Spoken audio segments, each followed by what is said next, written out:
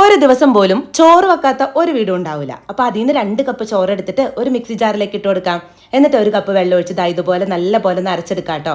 ഇനി അരച്ചെടുത്തത് ഒരു ബൗളിലേക്ക് ഒഴിച്ചു കൊടുക്കാം.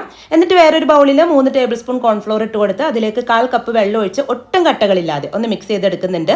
ഇനി നമ്മൾ അരച്ചു വെച്ചിരുന്ന ചോറിന്റെ ബാറ്ററിലേക്ക് ഈ ഒരു കോൺഫ്ലോർ മിക്സ് ഒഴിച്ച് നല്ല പോലെ തന്നെ യോജിപ്പിച്ചെടുക്കാം കേട്ടോ. ഇനി ഒരു ശർക്കരപ്പാനി റെഡിയാക്കാം. 1/2 കപ്പ് ശർക്കരപ്പൊടിയിലേക്ക് 1/2 കപ്പ് വെള്ളം ചേർത്ത് നല്ല പോലെ തിളയ്ക്കുമ്പോൾ ഫ്ലെയിം ഓഫ് ആക്കിയിട്ട് ആ പാനിൽ നിന്ന് ഞാനിവിടെ കുറച്ച് വലിയൊരു പാനിലേക്ക് അങ്ങ് ഒഴിച്ചു കൊടുക്കുവാണ്. എന്നിട്ട് നമ്മൾ റെഡിയാക്കി വെച്ചിരുന്ന ആ ഒരു ചോറിന്റെ മിക്സ് ഉണ്ടല്ലോ, അതും കൂടി ഇതിലേക്ക് ഒഴിച്ചിട്ട് ലോ ഫ്ലെയിമിലിട്ട് നല്ല പോലെ യോജിപ്പിച്ച് ഒന്നങ്ങ് കുറുകി വരണ സമയത്ത് 1 ടേബിൾ സ്പൂൺ നെയ്യ് ചേർത്ത് കൊടുക്കാം.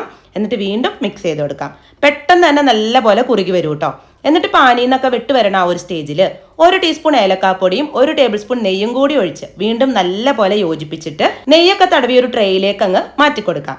എന്നിട്ട് ഒരു സ്പൂൺ വെച്ച് ലെവൽ ചെയ്ത് ചൂടാറാനായിട്ട് വെയിറ്റ് ചെയ്യാം. ചൂടാറി കഴിയുമ്പോൾ ഡീമോൾഡ് ചെയ്ത് കട്ട് ചെയ്തെടുത്താൽ ചോറ് കൊണ്ടുള്ള ഹൽവ റെഡി. ഞാൻ ഉണ്ടാക്കിയോണ്ട് പറയണേ അല്ല, സെറ്റ് സാധനമാണ്, നല്ല ടേസ്റ്റ് ഉണ്ട്. അപ്പോൾ വേഗം ആയിക്കോട്ടെ.